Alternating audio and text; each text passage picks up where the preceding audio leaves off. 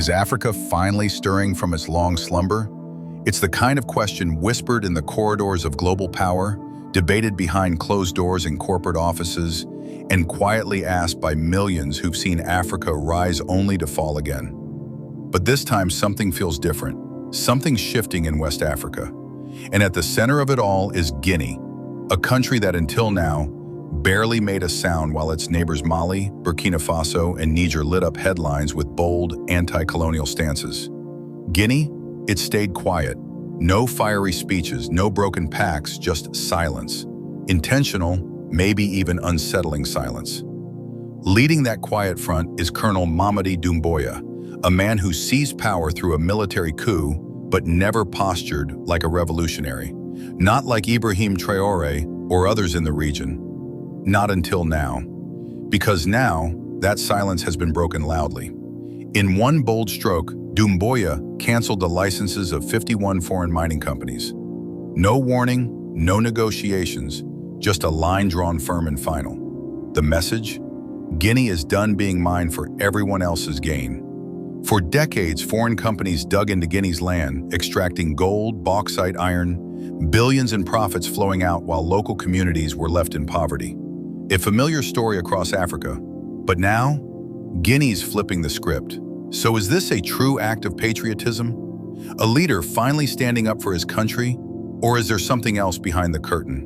Revenge, nationalism, or even a power play? People are divided, but one thing's clear. This is bigger than Guinea. This could be the spark that ignites something continental. If Guinea is reclaiming control of its resources today, who's next? And perhaps the bigger question, how will the West respond when the old grip on African wealth starts slipping? This isn't just the story of a small West African nation. This might be the beginning of Africa saying, enough is enough. So what makes Guinea such a big deal anyway?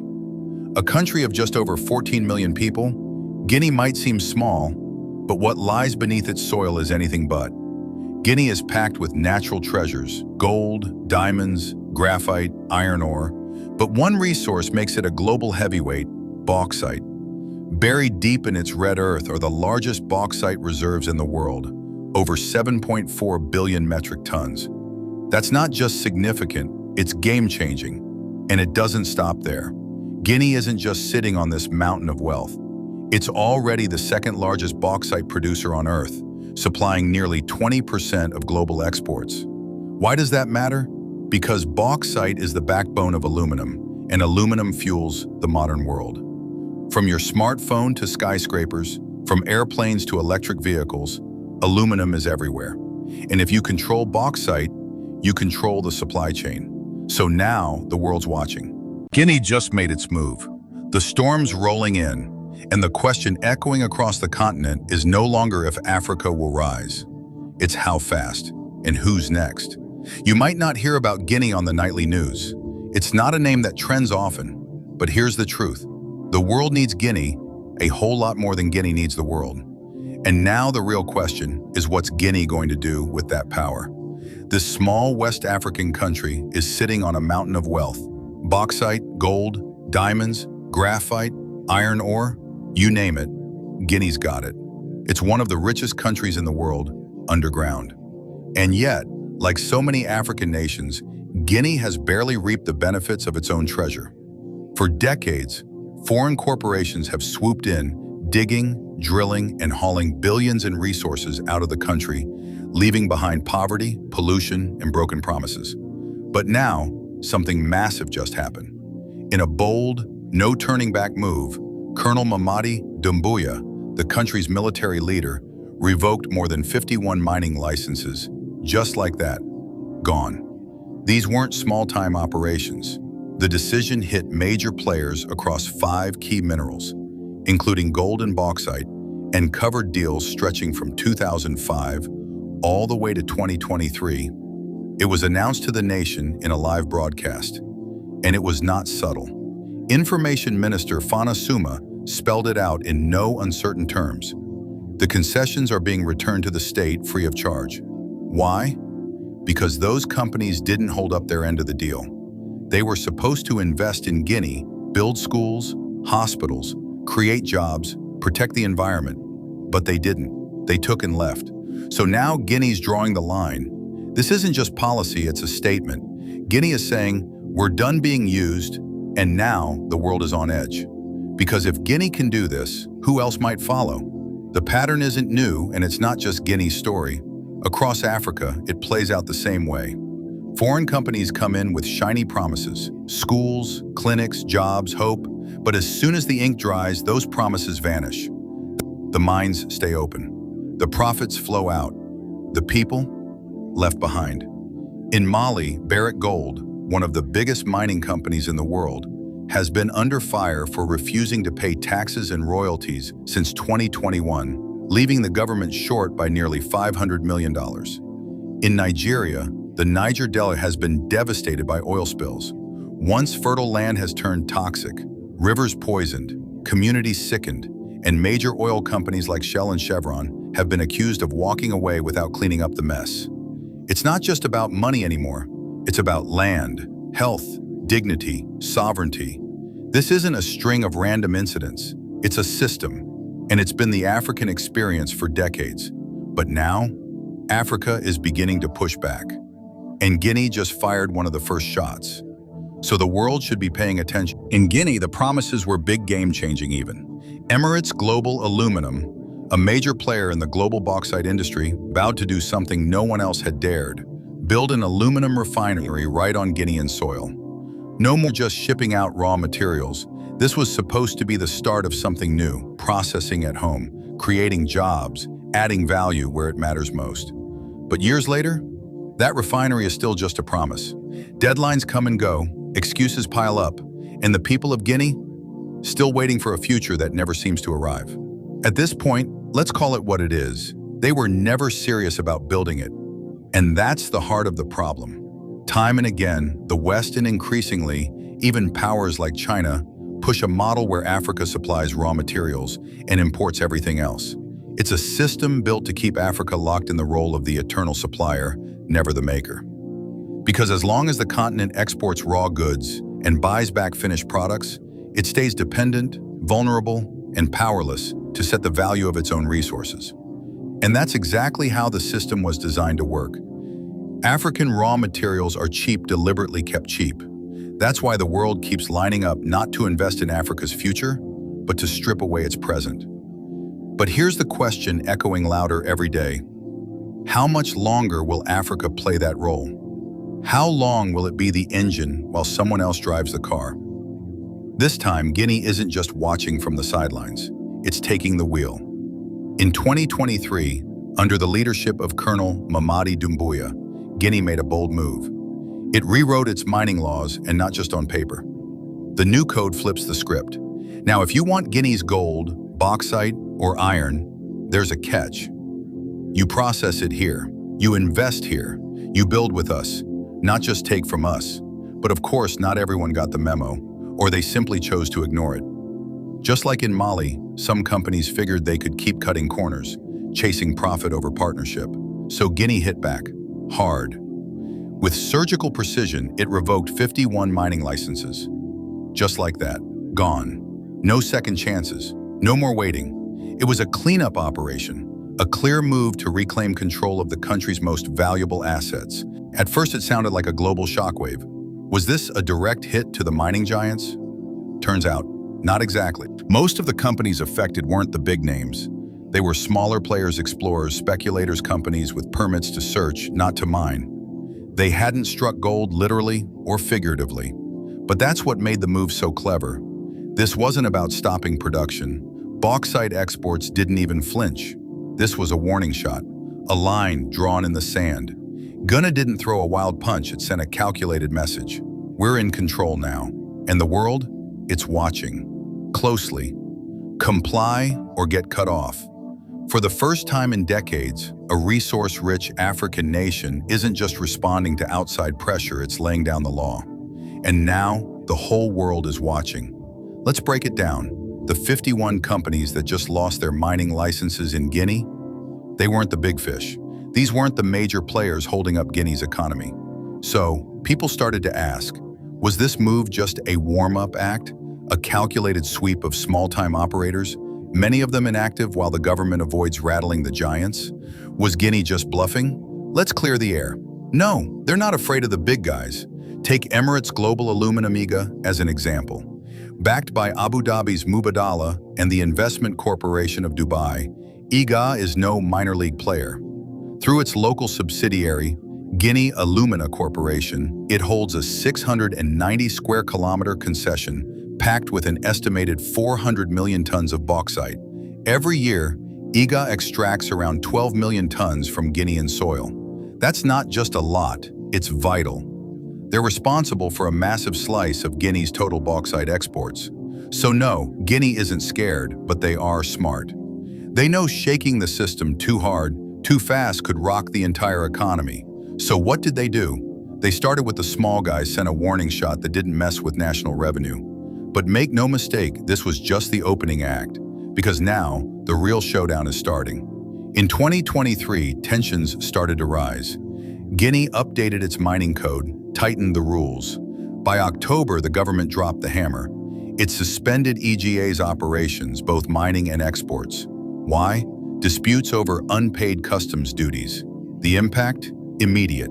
EGA's exports plunged from 14 million tons in 2022 to just 10.8 million in 2024. And the shockwaves hit global markets.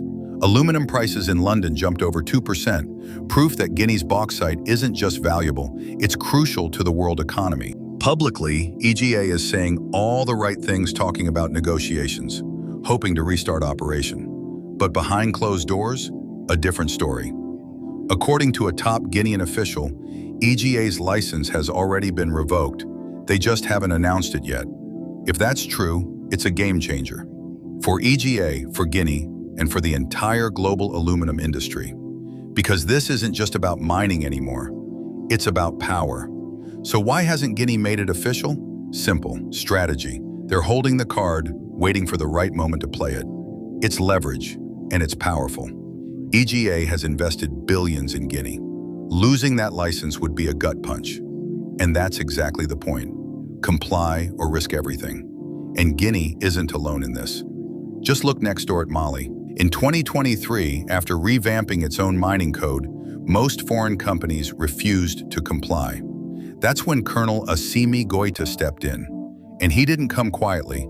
He went after the big names, Barrick Gold and an Australian mining firm. Officials were arrested, accused of dodging taxes and skipping out on royalties. At first, the companies pushed back. They ran to the media, screaming anti-business, warned that investors would flee. But Goïta didn't flinch. He stood firm, demanded every cent, and it worked. The Australian company caved, paid half of what it owed right away, and promised the rest in installments. Only then were their executives released. That wasn't just enforcement, it was a message. Africa is done begging. Now it's demanding. And this shift proves one thing. Africa will never truly benefit from its own wealth until it takes bold, uncomfortable, uncompromising decisions. So here's the next big question. If Africa holds all this value underground, why are foreign companies still the ones digging it up? Why aren't Africans mining their own wealth? The answer? It's not simple, but it's real.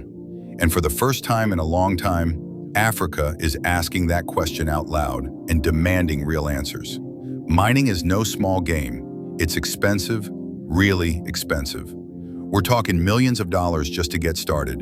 And sometimes after all that money, time, and effort, you hit nothing, just dirt.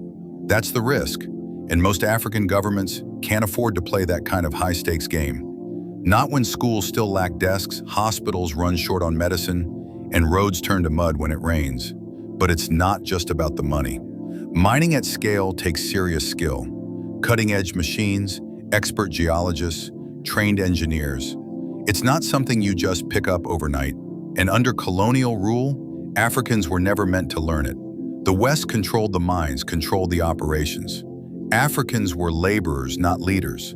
They did the digging, not the designing. They ran the trucks, not the business. And that gap, it still exists. Even now, in many Western countries, mining isn't run by governments, it's handled by massive private companies. And in Africa, most nations just haven't had the resources or the chance to build that kind of capacity. That said, Africa isn't sitting idle. In places like Ghana, Mali, and Burkina Faso, thousands of artisanal miners are out there every day, digging for gold with simple tools and pure determination. They've got the will, but not the machines. The hunger, but not the capital. They're grinding, but without the support, the training, or the tech to scale. And for more complex resources, like oil or uranium, the gap is even wider. That's the real legacy of colonialism, a system designed to extract wealth without ever transferring knowledge or power. For decades, high-level positions in African mining firms were held by foreign experts. In African schools, kids were taught the theory, not the tools to take control. That wasn't an accident, that was by design. Dependency wasn't a side effect, it was the point. Now let's be clear, not all foreign mining is evil. The issue is reliance. Africa didn't evolve past dependency, it got stuck in it. By now, African countries should have built their own engineering schools, developed their own mining equipment, and demanded that companies build processing plants on African soil. But that didn't happen, and it cost them. Now the tide is starting to shift. In the Sahel, new military governments are rewriting the rules. They're taking control, flipping the script. And Guinea, it's stepping into that same fight. Revoking mining licenses wasn't just about cleaning up contracts. It was about sending a signal. To every mining company, play by the new rules or pack your bags. It's not just legal, it's political. Guinea is saying, we're done with lip service. We want results. From now on, only companies that invest in the country, that build infrastructure, create jobs, and actually add value, those are the ones who get to stay. A line has been drawn, and every foreign company operating in Guinea knows it. Adapt to the new mining code or face the consequences. And honestly, every African country should follow suit. For way too long, Africa has played the same role. Cheap raw materials out, expensive finished goods in. Meanwhile, the US, the UK, France, Germany, Australia, they built entire economies off African resources. Built their factories, powered their cities, fueled their industries, and Africa left behind. Underfunded, undervalued, overlooked. But now, that chapter might be closing. Across the continent, leaders are rising. People like Uganda's president, Yoweri Museveni, are starting to say, enough. Enough exploitation, enough smooth-talking deals that leave Africa holding the short end of the stick. Because here's how it's always gone. A new mineral is found in Africa. Within weeks, foreign interests show up, diplomats, CEOs, advisors, all in suits, all smiles. They pitch the dream. We'll fund everything. We'll bring the tech. We'll do the heavy lifting. You just give us access to the resource. And what does the country get? A few symbolic projects. Maybe a school here, a half-built road there, and a whole lot of empty promises. Meanwhile, billions in gold, oil, bauxite, and rare earths are shipped out. This has been the cycle. But now, Africa is waking up. And Guinea's bold move could be the start of something massive. Because every time a company says our investment will attract others, we'll create jobs, we'll grow your economy, just look around. Look at what's really happening in the mining sector across Africa. The truth is this. Most African countries get tiny royalties while foreign companies walk away with millions in profits.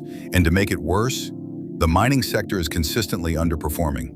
It looks great on paper, GDP, contributions, economic forecasts, but on the ground, the jobs don't come, the factories don't get built, the promises don't hold up.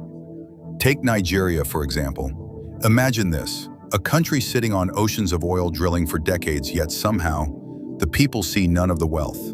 That country is Nigeria. For years, oil money flowed, but only in one direction, toward corrupt government officials and foreign oil companies cashing in big. Meanwhile, everyday Nigerians left with polluted air, crumbling roads, and empty promises. And here's the kicker. For decades, Nigeria didn't even have a working public refinery. Crude oil had to be shipped overseas just to be refined, and then Nigeria had to buy it back at a marked-up price. It's like owning a bakery but paying someone else to bake your own bread and still going hungry. It wasn't until Aliko Dangote, Africa's richest man, stepped up to build a private refinery that Nigeria could finally say, we've got this. But even now, there's pushback. The same people who thrived off a broken, backdoor system are fighting to protect it, blocking progress, delaying capacity, because when corruption becomes business as usual, any change becomes a threat. That's what's really at stake here, and that's why African leaders must start drawing the line. It's time to say, no more easy access to our gold, uranium, cobalt, or diamonds. No more sweetheart deals that give away Africa's future for pennies. If a foreign company refuses to play fair, revoke the license, shut the door, show them out. Now sure, the critics will jump in. But wait, won't this scare away investors? Even the African Union's Peace and Security Council raised the alarm, warning that resource nationalism could destabilize investment across West Africa. But let's get real. What good is investment if the people never benefit? African countries have been attracting foreign investment since the 1960s. So where's the transformation? Where are the highways, the hospitals, the power grids? Where's the wealth? It never came. Because the profits didn't stay, they went out to corporate HQs in London, Paris, Houston, Beijing, not to the kids walking miles for clean water, or the communities living next to oil-soaked rivers, or the miners who risk their lives every day for a paycheck that doesn't cover groceries. So let's be clear. Keeping foreign investors comfortable should never come before African dignity. It's time to flip the script. Africa isn't poor, it's being looted. And the leaders who dare to say no more, they might be the ones who finally change this broken story. Because let's be honest, doing the same thing over and over again and expecting a different result, that's insanity. Africa can't keep handing over its resources, letting outsiders write the rules, and then wondering why development never shows up. It's time for real action. Time to demand true cooperation, mutual benefit, equal terms, and above all, respect. Anything less is just more of the same, dressed up in a better suit. Now, we want to hear from you. Drop your thoughts in the comments. Let's keep the conversation going. And if this message hit home, don't forget to like, share, and subscribe, because the conversation starts here, but it doesn't end here.